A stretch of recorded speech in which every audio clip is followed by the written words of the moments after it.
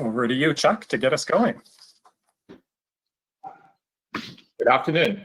Welcome to the press conference on the need of Canadian response to the mounting human rights crisis in Hong Kong. My name is Chuck Klein of the Toronto Association for Democracy in China. This event is hosted by Amnesty International and pro-democracy organizations from Toronto, Calgary, and Vancouver. Just a reminder that it will be 31st anniversary of the Tiananmen Square massacre this Thursday on June 4th, at which time the three cities will be hosting a virtual memorial in commemoration of the event that now has great implication on what's happening in Hong Kong. More details of this virtual memorial will be given at the end of the session. Just for the record, we are live streaming this press conference on Facebook and YouTube. If you have any questions to the panelists, please use the raise hand icon or chat into the box, and our administrator will recognize you and will put you in the queue as we go into the Q&A session. So without further ado, I'd like to introduce the representatives from Amnesty International Canada, Alex Navy of the English branch, and also Isabelle Langlois, Directrice Générale du Canada Francophone. Alex. Thank you very much, Chuck, and hello, everyone. I'm joining you from unceded Algonquin-Anishinaabe territory. The people of Hong Kong have demonstrated an inspiring and resilient commitment to upholding human rights and democracy over many years in the face of various measures from the Beijing government that have encroached upon internationally guaranteed human rights norms and other attempted initiatives that have threatened to go even further. Most recently, of course, the world was captivated by massive demonstrations that saw hundreds of thousands and even more than 1 million Hong Kongers spill into the streets over the past year to protest proposed extradition law reform. In the face of police threats, intimidation, excessive force, violence, and deaths, and despite unlawful arrest and imprisonment, the people of Hong Kong simply refuse to relent. And here we are again. Chinese authorities are bulldozing through a national security law for Hong Kong. Amnesty International is absolutely clear. This is the Beijing government's most breathtaking, threatening, and callous attack yet on the enjoyment of human rights in the city, discarding any pretense of fulfilling China's international promises made when Hong Kong was handed over in 1997. The national security law would sideline Hong Kong's legislature by directing outlawing such acts as separatism, subversion, and terrorism, as well as, quote, activities by foreign and overseas forces that interfere in the territory. To guess how any of that might be implemented, one only needs to look at how similar offenses have been applied on the Chinese mainland, and it paints a terrifying picture. Tashi Wangchuk was sentenced to 5 years imprisonment for inciting separatism after featuring in a video produced by the New York Times, simply highlighting his campaign for Tibetan language education in schools.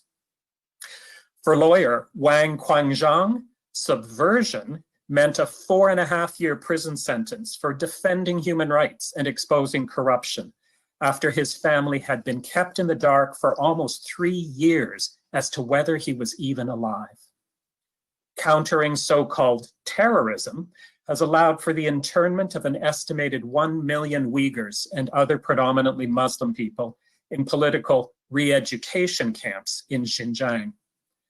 And foreign interference is a familiar accusation by mainland and Hong Kong officials who attempt to frame local movements like the 2014 umbrella street occupations and the 2019 extradition protests as instigated by hostile foreign forces.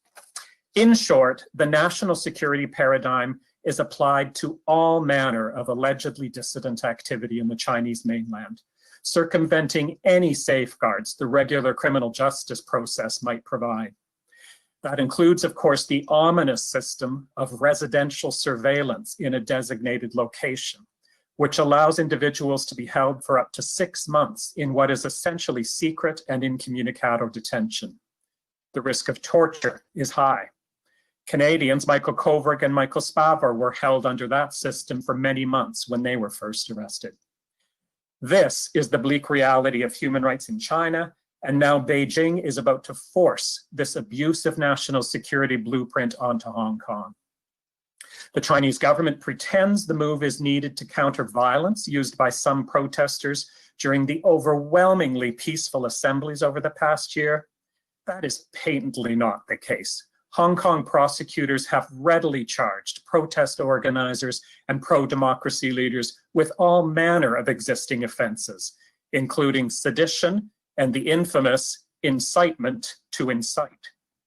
The callous truth is more likely that Beijing has calculated that amidst the COVID pandemic and global economic turmoil, governments will be distracted or reluctant to strain trading relationships and thus not press on this. The perfect time for a power grab. International pressure is crucial. The Canadian government did indeed speak out forcefully last week in a joint statement with the United Kingdom, Australia, and the United States. It was uncharacteristically direct and very welcome, but it must be sustained. That pressure needs to deepen and expand. More forceful and consistent interventions, more countries joining in, and initiatives pursued in multilateral fora like the UN Human Rights Council. Canada should also ensure that this is taken up as part of wider comprehensive approaches to raising human rights concerns across the entirety of our relationship with China, including trade leverage and new openings perhaps related to international pressure on China stemming from the COVID pandemic. Canada has a particularly strong responsibility given the estimated 300,000 Canadians who reside in Hong Kong. But what is at stake is profoundly fundamental for the protection of the human rights of all inhabitants of the city. Hong Kongers have consistently shown the world what courage and conviction looks like. This time, the world must steadfastly join them in that resolve. Thank you very much. Thank you, Alex. I would like now to ask A.B. Goh, Director of the Chinese and Southeast Asian Legal Clinic, as well as a Director of the Toronto Association for Democracy in China. A.B.? Thank you. And I'm also speaking as one of 500,000 or so Canadians of Hong Kong descent living in Canada. And I watched with dismay as my birthplace plunged into chaos last year, thanks to the decision made by Carrie Lam, the Chief Executive Officer of Hong Kong SAR, to introduce a Beijing-led extradition law to Hong Kong. And while Lam was ultimately forced to back down due to relentless protests by Hong Kongers, ordinary citizens of Hong Kong paid too high a price for their partial victory. But if the situation was bad enough before, it will pale in comparison to the deprivation of fundamental human rights and freedoms that would be brought about by the new national security law. At the clinic where I work as a lawyer and the clinic director, the Chinese and Southeast Asian Legal Clinic, we began to receive calls from Canadians of Hong Kong descent last year who have family members in Hong Kong and wanted to explore how they could bring their loved ones to Canada. And at that time, most of the calls came from people with relatives who had participated in pro-democracy protests. And since Beijing announced a new security law, the calls we're getting now are coming from Canadians who are worried about their family members in Hong Kong, even though they may not have been involved with the democracy movement. But they're worried that about the safety of their loved ones as they fear what's in store for Hong Kong under the new security regime. The ties between Canada and Hong Kong run deep. Apart from the 300,000 Canadians living in Hong Kong, the majority of Canadians of Hong Kong descent also have family members living in that city who are desperate to find a way out. they will look to Canada, among other countries, as a possible safe refuge. Indeed, about 50 young protesters have already come to Canada to make refugee claims as they fear persecution by their own government for their role in promoting democracy and rule of law. And with the passage of the new security law, we can expect more Hong Kongers fleeing that city, and it is our hope that Canada will welcome those who end up on our shore. Canada can and should provide a safe place for Hong Kongers fleeing political turmoil, and there are many ways that this can be done. So first of all, Canada should expedite family sponsorship applications by Canadians for their families in Hong Kong, including spousal sponsorship and sponsorship for parents. Canada should also expand the family class program to facilitate reunification of Canadians with other family members in Hong Kong. Secondly, Canada can issue more temporary resident permits or work visas for Hong Kongers, as well as student visas to young people who want to continue to pursue the study in a safe environment. In this regard, Canada should follow the footsteps of the United States Senate and should not deny visa application from otherwise qualified Hong Kong residents due to politically motivated charge that may have been laid against them. Third, for those who are at risk of being arrested for their political activities, as well as those who are already facing trumped-up charges due to their political beliefs, Canada should provide them with asylum, be it through the regular refugee determination process or through some other refugee resettlement program. The time to act is now, as China continues to crack down on the democracy movement in Hong Kong. It may soon find ways to prohibit Hong Kong activists from leaving that city, period. Even for those who are Canadian citizens, China may refuse to recognize their dual citizenship status and deny their exit from Hong Kong. So given given Canada's long-established history with Hong Kong and the close relationships between the people of these two places, the Canadian government has a moral duty to act and a legal obligation under the international human rights law to speak out in support of the people of Hong Kong. Thank you. Thank you. I just want to apologize to Isabel. I have not forgotten about you, but Mary Lou McPhedran, Senator, has to leave at 2:30, so I would like to get her to be on the next speaker, and then I'll come back to you, Isabel. Senator. Thank you very much. It's really an honor to be with you here today, and I will make my comments very brief. But as a parliamentarian, as a senator, I have been in a position to be in a number of African countries in the last year. And the weaponization of economic support is something that we need to understand better as we look at what is happening in Hong Kong. We really, as parliamentarians, have an opportunity, if we can reactivate the committee process so that we are looking closely at what is happening in Hong Kong and understanding that the violation of the Hong Kong Basic Law, which is the essence of what China is saying it is going to do, is in fact a precursor for threats to democracies in many other countries as well. And we have more than 300,000 Canadians that are in Hong Kong. And we have many thousands more Hong Kongers who have strong, substantial ties to Canada. These are our people. And as parliamentarians dedicated to protecting and promoting democracy, we cannot stand by silently. I endorse all of the actions that Avi has just outlined. And as a parliamentarian, I also want to question whether we should be continuing this idea of an interparliamentary friendship group with Canada at exactly the time that we are watching oppressive and arrogant violations of the basic democracy and the rules of our international rules-based order. Being nice, being inclusive has not worked.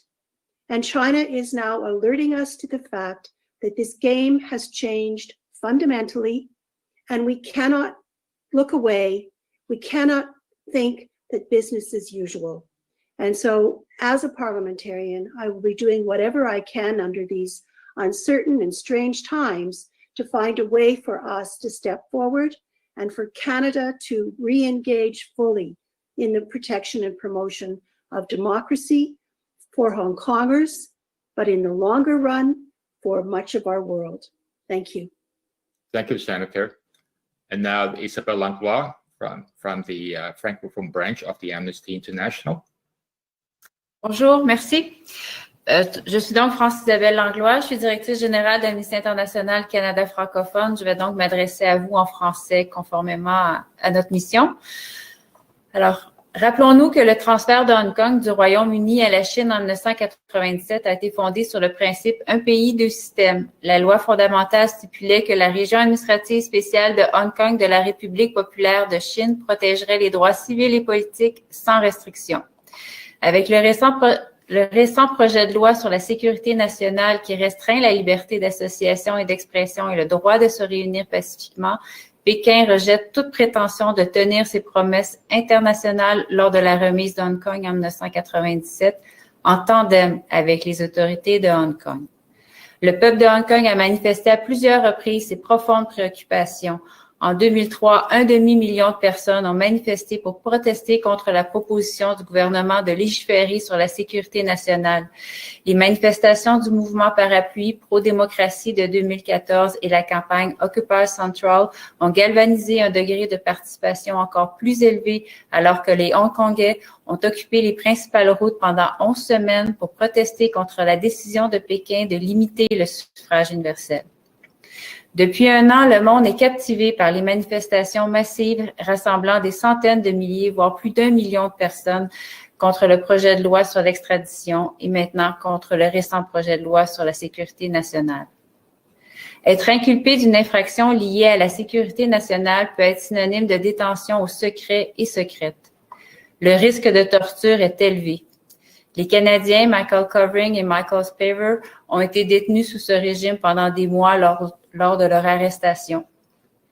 Cette loi sur la sécurité nationale écarte la législature de Hong Kong en interdisant directement les actes de séparatisme, de subversion et de terrorisme, ainsi que les activités des forces étrangères qui interfèrent sur le territoire. C'est cette même terminologie qui est utilisée contre les Ouïghours, par exemple, dont 1 million sont internés dans des camps de rééducation politique au Xinjiang. Entre autres cas notoires, notons celui du professeur d'économie d'origine ouïghour, Ilham Tohti, qui avait cofondé en 2006 le site ouïghourbiz.net afin de favoriser les échanges entre les Ouïghours et les Han. Le site a été censuré et Ilham Tohti a été arrêté en janvier 2014. Il a été reconnu coupable de séparatisme et condamné à l'emprisonnement à vie.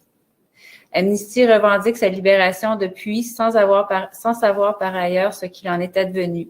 Dans une vidéo publiée le 23 février 2020 sur notre site, sa fille, joueur Ilham, confie ne pas avoir eu de nouvelles depuis plus de 6 ans. En avançant un projet de loi sur la sécurité nationale en ce moment, apparemment, Pékin a sans doute calculé qu'au milieu de la pandémie de la COVID-19, les gouvernements étrangers seraient moins attentifs. Le moment idéal pour une prise de pouvoir. La pression internationale est donc cruciale. Le gouvernement canadien s'est exprimé avec force la semaine dernière dans une déclaration conjointe avec le Royaume-Uni, l'Australie et les États-Unis. C'était inhabituellement direct et très bienvenu. Mais cette pression doit s'intensifier et s'étendre. Le Canada devrait également veiller à ce que cela fasse partie d'une approche plus large et globale pour soulever les préoccupations en matière de droits de la personne dans l'ensemble de nos relations avec la Chine, y compris l'effet de levier commercial et les nouvelles ouvertures liées à la pression internationale sur la Chine découlant de la pandémie de COVID. Le Canada a une responsabilité particulièrement forte étant donné les quelques 300 000 Canadiens et Canadiennes qui résident à Hong Kong. Les Hongkongais ont constamment montré au monde à quoi ressemble le courage et la conviction. Cette fois, le monde doit résolument les suivre et les appuyer dans leur détermination. Merci. Merci. Speaking next will be MP Kenny Chiu of Stevenston, Richmond East.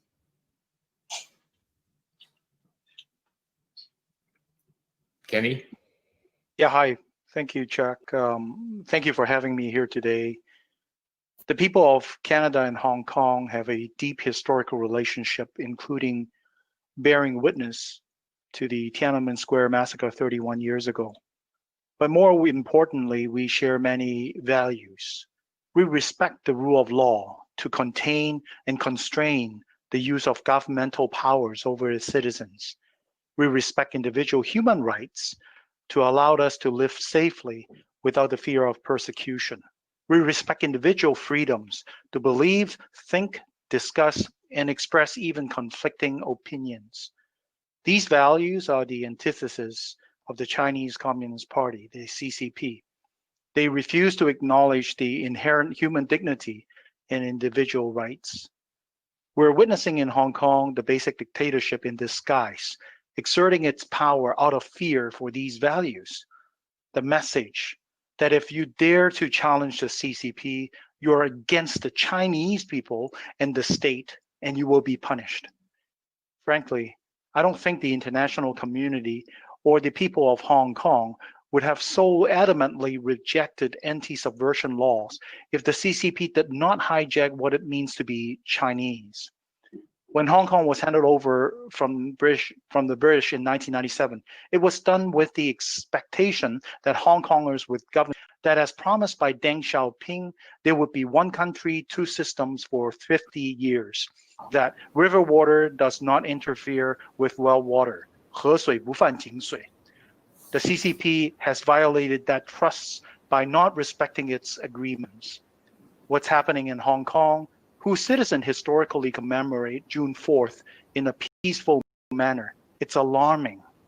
Recent protests have experienced police brutality, harassment, and intimidation of citizens and activists, as Amnesty International has reported.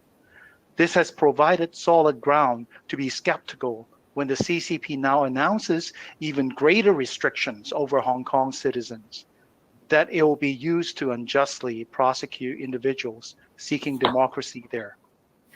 As a Conservative Member of Parliament in Canada, I'm proud of the advocacy efforts we have taken for the Hong Kong people. Unfortunately, our government has not taken any similar action. I can only hope that Canada will continue to support the rights and freedoms of peoples abroad in the future, as our nation has proudly done so in the past. Thank you. Thank you, MP Kenny Chu. Next is MP Nate Erskine Smith of Beaches, East York. As Canadians, we have to stand strongly in support of human rights and democracies around the world. And what we see in China, we see the oppression of Uyghur Muslims, we see the harsh suppression of political and civil dissidents and dissent, contrary to basic human rights. We see the arbitrary detention of 2 Canadian citizens and mistreatment of those 2 Canadian citizens. We see the blackballing of Taiwan's democracy, and now an attack on democracy in Hong Kong in response to legitimate protests. We see a crackdown and the threat of unilateral national security legislation, the undermining of the international rule of law, of existing legally binding commitments, and even graver potential threats to human rights going forward. Now, this is not only a matter of global democracy and global human rights, this is also a matter of Canadian citizenship. We have 300,000 people in Hong Kong who are subject to potential human rights abuses going forward. It's the erosion of the autonomy of Hong Kong's government and the people of Hong Kong. And at a time when international cooperation is so very critical in this pandemic, China has shown blatant disregard for the rule of law, for human rights, and multilateralism. And our government, I'm a Liberal member for Beaches East York, and our Liberal government has issued 2 statements now, including a recent joint statement with the UK, with the US, and other allies. And while China moves away from the international community and multilateralism, that is the answer. We have to double down on those multilateral efforts in support of human rights and in support of democracies around the world, and especially in this moment with Hong Kong. Thank you, Nate. And now I'd like to call on MP Heather McPherson from the Edmonton Strathcona. Thank you so much, Mr. Kwan, for having me, and thank you for everyone for participating and being here for this very important conversation.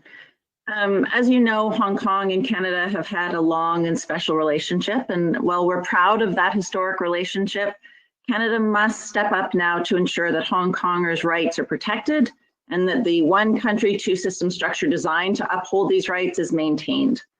No matter where in the world it happens, whether it's Hong Kong, whether it's Ukraine or the occupied territories, when citizens' fundamental human rights are denied, all nations have a responsibility to act. Canada has a responsibility to act now to protect the citizens of Hong Kong. And we've asked this government to reinstate the Foreign Affairs Committee, and we would welcome the return of the Canada-China Committee. But Canada need not wait for committee hearings or reports to condemn China's actions in Hong Kong. In September, an Amnesty International report provided clear evidence of arbitrary arrests, brutal beatings, and tortures by police and security forces in Hong Kong. Now, with the institution of the Hong Kong security law, whatever judicial and human rights protections Hong Kongers previously counted on under the one country, two system constitutional principle will be erased.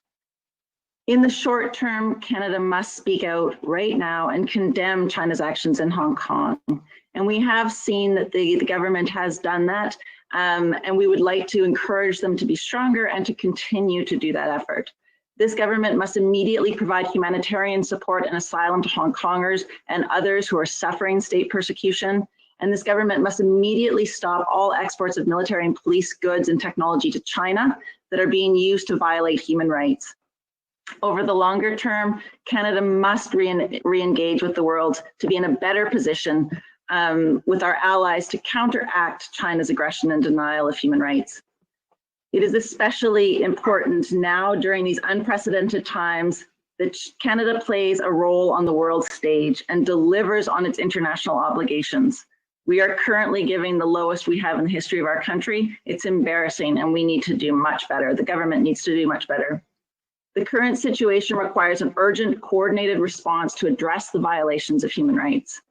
Canada cannot take on China alone. We must work with the international community to coordinate strategies if we are to have any hope of achieving the release of the Michaels and clemency for Robert Schellenberg.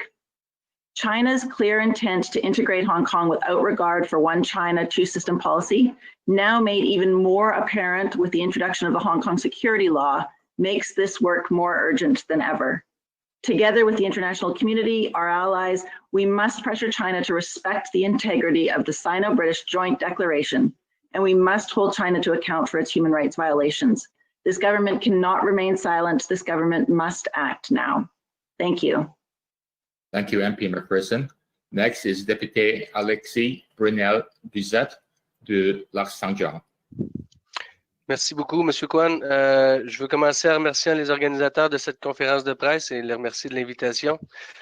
La situation à Hong Kong, elle est plus que préoccupante et réussir à rassembler des députés de tous les partis démontre que cet enjeu-là en est un qui dépasse les frontières partisanes qui nous séparent en temps normal. Alors, en mon nom personnel, en celui du Bloc québécois, je veux exprimer la solidarité du Québec envers les citoyennes et les citoyens de Hong Kong qui se battent pour la démocratie et les droits civils. Pour nous, ce sont des valeurs que l'on prend pour acquis, mais pour eux, c'est un combat quotidien. Tout peuple qui jouit des bénéfices de la démocratie a un devoir, celui de se ranger dans le camp de la démocratie lorsqu'elle se manifeste, aussi petite l'enclave soit-elle. C'est pourquoi le Bloc québécois et moi, nous dénonçons les nouvelles menaces de la République populaire de Chine à l'autonomie de Hong Kong. La présentation d'un projet de loi sur la sécurité nationale qui restreindrait les droits civils sur le territoire nous préoccupe vraiment beaucoup. La Chine doit respecter l'entente qui prévoit un pays, deux systèmes et respecter ses engagements pris au moment de la cession du territoire par le Royaume-Uni. La communauté internationale, le Canada et le Québec ne peuvent pas demeurer silencieux face aux intentions belliqueuses de Beijing. En effet, on ne peut pas prendre à la légère les menaces à peine voilées formulées pendant cette dernière session du Congrès du peuple. Après des mois de répression du mouvement de défense de la démocratie, la Chine est en train de radicaliser son emprise sur le territoire. Sur le fond, j'ai une aversion totale pour ce projet de loi.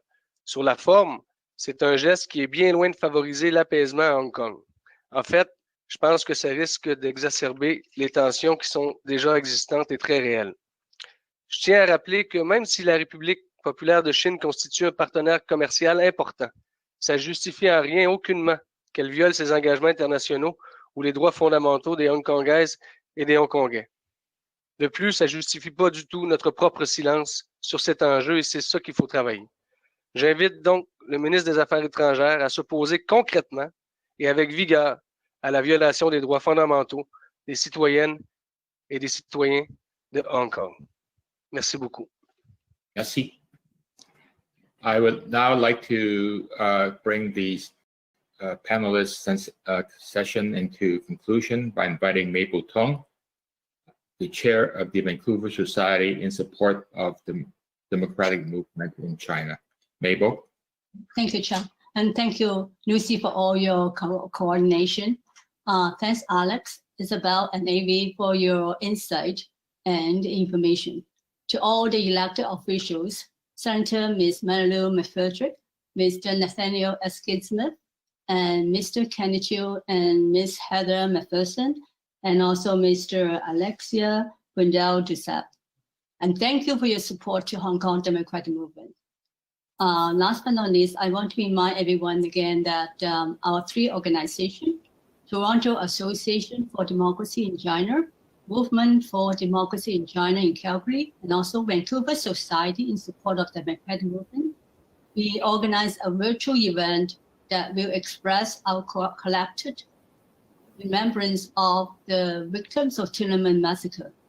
We want to draw a connection between what happened in Tiananmen in 1989 to the pro-democracy protest movement in Hong Kong in 2019. Version 2 of the Tiananmen Massacre has been in Hong Kong since the summer of 2019. The Hong Kong police force has continuously deployed suppression tactics and indiscriminate arrest, resulting in the daunting numbers of cases on the disappearances and suspicious death of young protesters. Online commemorated event will be live streamed to YouTube and Facebook. So that will be 6 o'clock in Vancouver time, 7 o'clock in Calgary time, and 9 o'clock in Toronto time. So please go to our website at tadc.ca and also vssdm.org, or our Facebook at TADC Toronto and VSSDM Vancouver. So please join us. Thank you. Thank you, Mabel. I would like now to hand back to our administrator, Lucy, for her to open up the Q&A session with our journalists. Thank you, Chuck. And I would invite all attendees who have a question to use the little hand icon that will indicate to me that you have a question that you want to ask. You can also use the chat box as well to put your question in there, or signal to me that you have a question. Our first question is from Steve Chase from the Globe and Mail. He had some issues with the platform, so he emailed me his question. And his question is, what kind of exodus should Canada expect from Hong Kong, including Hong Kong residents seeking asylum, and should Canada accept Hong Kong refugees? He did not direct his question to a particular speaker, so perhaps I'll invite Alex to answer that. Sure, I'll say a few words, and I'm sure that AV Go will have something to add here as well. With respect to the prediction as to the numbers, I think at this point it is really anyone's guess. Obviously, the numbers could be considerable.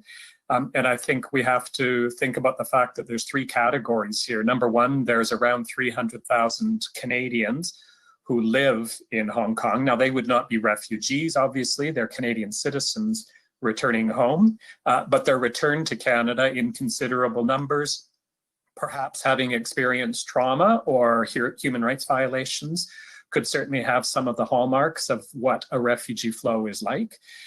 Secondly, there will be other individuals who may not have Canadian citizenship but have strong Canadian connections, who will also be looking to Canada for protection, family members in particular. Avi has highlighted the importance of expediting family reunification, but it may also be that through the refugee stream, we need to be responsive to some of those cases. And then lastly, yes, of course, there are individuals who don't have Canadian status, who don't have strong Canadian connections immediately, but who will almost inevitably look to Canada as one of the countries for safety if it becomes necessary, because there is already strong connections between Canada and Hong Kong. The short answer to the question, should we be prepared to accept those claims, is absolutely. Number one, it's not really a question of should be. We would be obliged to. If individuals in need of protection from Hong Kong turn to Canada for that protection, we need to respond both legally and morally. But I don't think we should necessarily anticipate, especially if it does become a considerable refugee outflow, that it's all on Canada's shoulders. It may be a very strong example of a situation where there will be a need for a concerted international response of a number of countries working together to ensure maximum possible protection in the quickest amount of time. Let's hope that it doesn't become that kind of full-blown emergency. We don't yet know that it will be, but certainly all the signs are that it could be. But maybe I'll give Avi a chance if she wanted to add as well. Sure. I think it's very difficult to predict the numbers, but certainly Canada will not be the only country that Hong Kong people are looking to. For instance, even since we know that a lot of the young people actually went to Taiwan as a country for potential refuge or where they go to study. And more recently, the Taiwanese president, the president of Taiwan has also come out to say that she will support people from Hong Kong going there, although she didn't make it very clear how she's going to do that. Certainly, Singapore has been another country where a lot of in recent years, many Hong Kongers have relocated to, as well as Australia is also another place with very strong Hong Kong tie as well. But I think Canada is the country with the largest number of both in terms of the number of people living in Canada who are of Hong Kong descent, as well as the largest number of expat Canadian living in Hong Kong. Outside of the US, Hong Kong is the largest, where you see the largest number. So I think that there is certainly a case to be made for a special role to be played by Canada, not only through the refugee process, as Alex has explained. If they come, you have to process them. And not everyone will meet the definition of refugee. But at the same time, given the very strong ties, and given we do have different capacities and facilities, such as the temporary resident permit program, work visa program, student visa, all of these, I think, should be made available to people who want to at least, if not permanently leave Hong Kong, but temporarily come here to seek a safe place for they to continue to work and study until they figure out what they want to do. I also want to point out that we have a precedent in this case, in that in 1989, right after the Tiananmen Square massacre, the government of Canada at that time had opened up Canada to especially international students from China who were studying in Canada, that they allowed them to stay and perhaps apply for immigrant status. So in that case, I don't think this is something new to us. I think Canada should be a welcoming place with other people, for other people as well. We remember the Vietnamese boat people, refugee cases, and of course the recent Tiananmen Square massacre.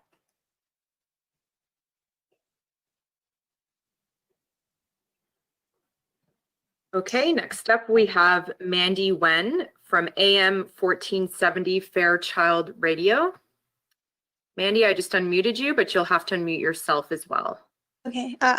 Do you hear me? Oh, yes. Hi. I have a question for Miss Mabel Town. Because I know that there will be a virtual arrangement memorial for June 4th. So I'm just wondering, is there any other non-virtual arrangement memorial for that? Yes, we do. Because of the pandemic, but because also the BC doing a lot better than another province. So a lot of our supporters really want to be physically really doing something. So we do have a candlelight vigil at 9 o'clock outside the Chinese consulate after our virtual event. So so our supporter can physically really remembering those students died in 1989 June 4. Okay, thank you.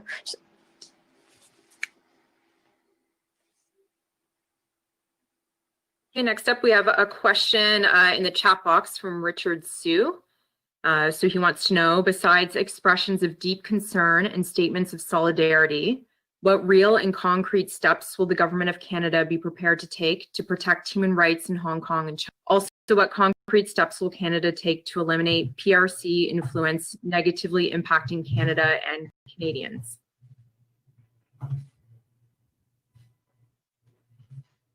I don't know that any of us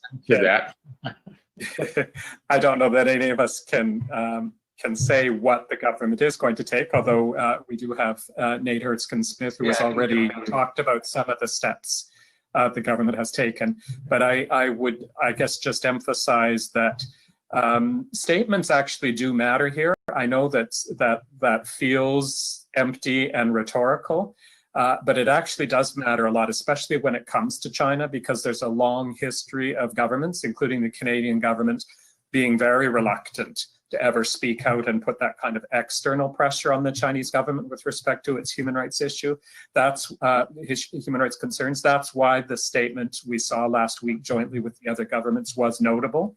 But I think you've heard from a number of us, we absolutely need to see that deepen and expand. It can't be a one-off. I think it's crucial in particular to do everything Canada can to try to bring other governments into the fold so that it's not only the governments who usually are outspoken on China. To build a stronger international coalition is crucial here. And to be looking at all of the various places in our relationship with China that we have some leverage. Our trading relationship, the kind of exchanges that are happening right now internationally within the WHO and otherwise around the COVID situation, where I think China is feeling some of that pressure, and other ways also. There have also been some suggestions at looking at Canada's sanctions laws. We have something known as the Magnitsky Act, which offers the potential to actually name individuals who may be responsible for serious human rights violations. It's now been used with a handful of countries, but not many. It's certainly never been used with respect to China. And looking at whether there's some possibilities there may be another option. But I'll turn it over to others who may want to add to that. And I can jump in. This is Nathaniel Erskine Smith here. I want to echo what Alex said, and I think it comes in two parts fundamentally. So right now we are looking at how do we prevent China from doing what it is proposing to do? How do we stand this situation down and protect human rights and democracy in Hong Kong? And in that case, statements and collaboration across governments from different countries is critical to ensure that there's the appropriate amount of international pressure. And so Alex is right to say this starts with Canada working alongside the United States and working alongside the United Kingdom and working alongside our allies, but we need to expand that community of countries that are going to call upon China to protect and respect, I should say, democracy in Hong Kong. And two, I think if we are unable to be successful in those efforts, ultimately, then we look to leadership from Canada and concrete actions. In answer to a previous question, we look at whether it's immigration policy or other policies that we can put in place to say, how do we support citizens who have been deeply affected by this authoritarian and unconscionable action? How do we support citizens who have had their human rights affected, including our citizens, but also citizens of Hong Kong? And so I think there is a two-part. Let's work as hard as we can to be vocal, loud alongside other countries to make sure this doesn't happen. And if it does happen, let's make sure we're there to support where there are fallouts. I guess if I may actually make a couple comments as well. I think what we need to do is to actually develop a more comprehensive plan, a Canadian plan, a strategy as well as tactics that we should use in the long term as well as the short term period. In the long run, our country has so much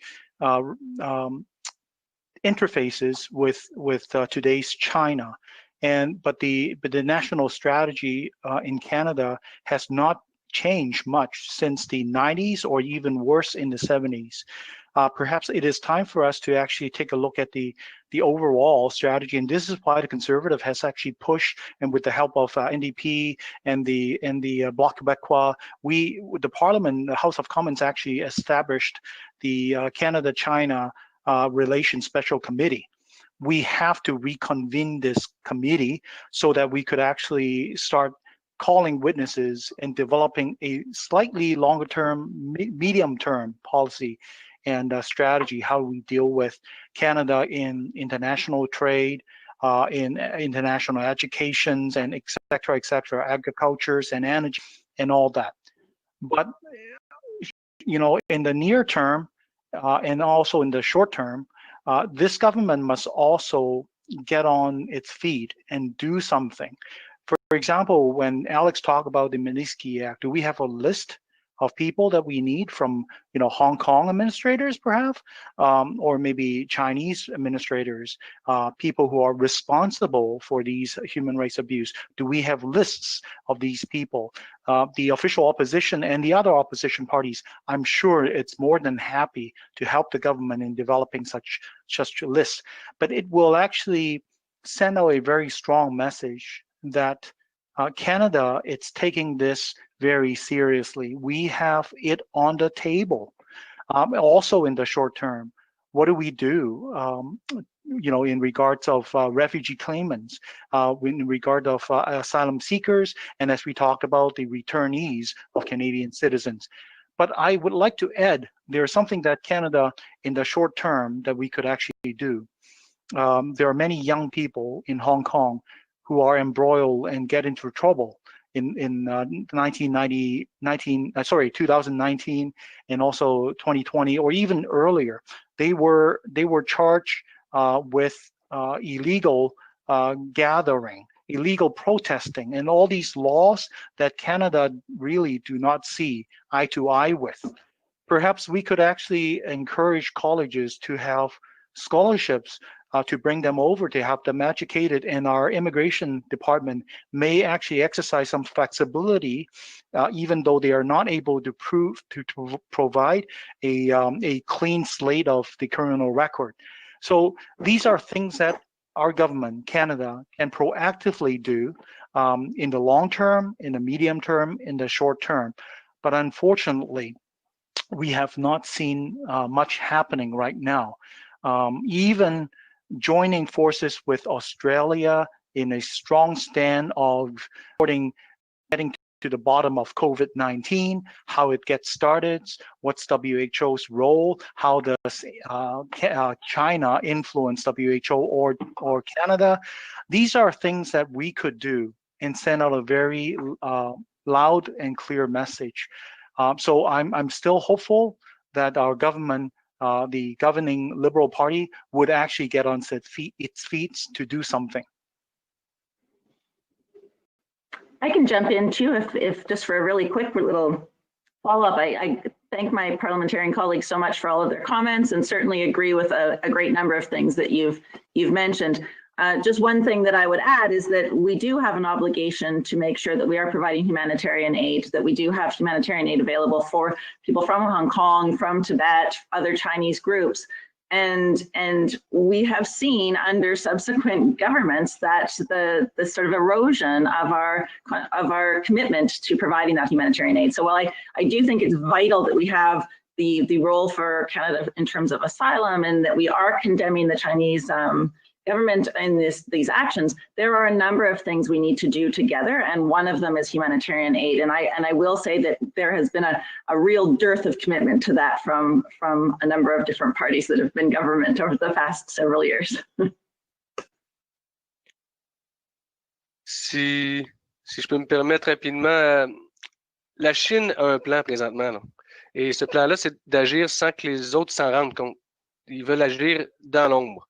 Et donc, pour contrecarrer ces plans-là, qu'est-ce qu'on fait? On prend position publiquement et politiquement. Et c'est pour ça qu'il faut absolument que le ministre des Affaires étrangères prenne position publiquement, avec force, avec vigueur, et dénonce ce qui est en train de se passer à Hong Kong par la Chine présentement. Et donc, déjà là, on ne parle même pas du court terme, on parle du très court terme, ça peut se faire demain.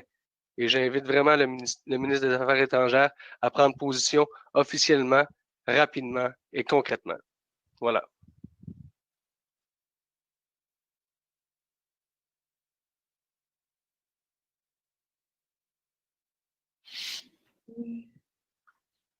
Seeing a question here as well from Jane Lee.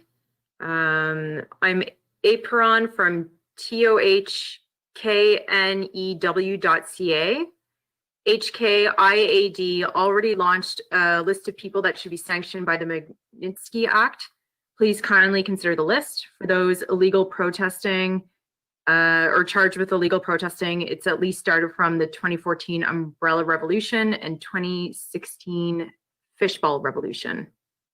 There's no question associated with that, so I'm not sure if anyone wants to comment on that.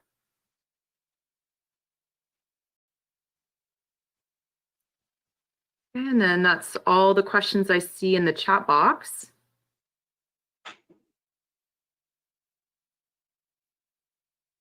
Not sure if anyone wants to jump in last minute with a question.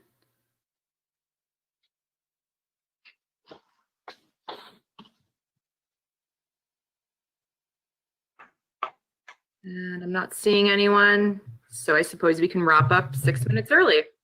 Okay, can I ask a question about, given we have 6 more minutes and there are smarter people on the line than myself. So we have, to my knowledge, 9 parliaments that have resumed, or 9 parliamentary committees that have resumed. And so I take Kenny's point about beginning the Canada-China committee, given capacity issues, like I've even tried to have caucus meetings and get translation for them, and I struggle to do so because of capacity issues. I wonder, do you think it would make sense, and I would certainly be supportive if we had full capacity of the Canada-China committee meeting, do you think it might make sense to, if we're all vocal with our respective government or house leaders, I should say, that the International Foreign Affairs Committee resumes and we're to take this issue on? I think that might be, Canada-China committee makes sense if we have all of the committees fully formed, but it might make sense for the Foreign Affairs Committee to come back earlier and to deal with this. I just, given we've got some time, I'd be curious to know what people think about that. That's something that we've been pushing for with the NDP, certainly. Sorry to interrupt, Kenny. Go ahead. Yeah, no worry about it, Heather. I think that's certainly one thing that we should actually discuss with all the House leaders, whether we can actually do that. On the other hand, though, we do have huge meeting rooms in the hill, on the hill, and many buildings that are actually not utilized. And I'm sure we can actually find a way that we could meet, maintain the social distancing and publicly health safety guidelines and all that. So it doesn't matter how. The question is, whether we're willing. It's pressing that we must do something about that. And maybe I'll just add civil society endorsement, whether it's to turn specific attention to Hong Kong and human rights issues in China, or more broadly. I think there's been a widespread feeling within civil society that it's time for the Foreign Affairs Committee to be back in session. This is a time of considerable turmoil in so many ways globally, but also in many respects a time of unprecedented opportunity for new approaches to multilateral relationships and diplomacy, especially as we come out of the pandemic. And the Foreign Affairs Committee needs to be in session to start to really deliberate around some of those opportunities. And with that, the subcommittee on international human rights in particular should also be back in session. So virtually or in person, in one of those big empty rooms or online, you guys show up and we'll be there. There's no one in the room with me now. I want to add one more thing to Lucy. I think there was a question about influence, and I wasn't sure what the speaker meant by influence. Was it us influencing China, or was it China influencing Canada? On this latter question, I think most of you have been at our harassment report press conference conducted by Amnesty International and the China Coalition, in which we outlined different ways and means of which China has exerted influence on Canadian civil society and our politicians as well. So I would like to urge everyone, including all politicians here, to be vigilant about what China is doing. China is playing a long game of a united front strategy of trying to both soft power and threats of bending the will of Canadians and Canadian government to them. So it is something that we need to obviously pay close attention to. Can I add a few words about what the Canadian government can do now without the Parliament? A lot of the suggestions I've made with respect to immigration law does not require the Parliament to approve anything. The Minister of Immigration can act on it now, and start processing more cases, start issuing more temporary resident permits. All of that does not require approval from the Parliament.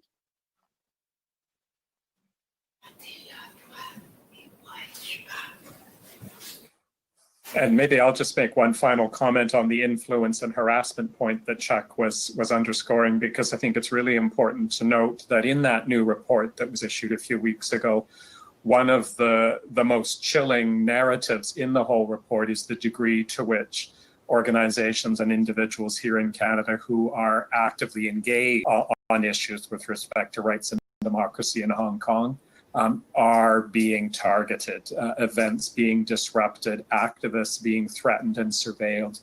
And I think that just is one more way in which we're reminded how serious it is for the Canadian government to be very engaged on this issue. It is first and foremost about what is happening on the ground in Hong Kong, but there are manifestations and implications of this here in Canada for individuals right across the country.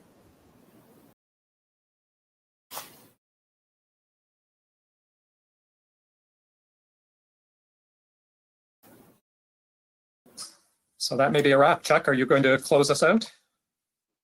I will let Lucy do the honor. Thank you very much. Thank you everyone for coming. Thank you. Thank you. Thanks for having us. Thank you. All right. Great, we're good.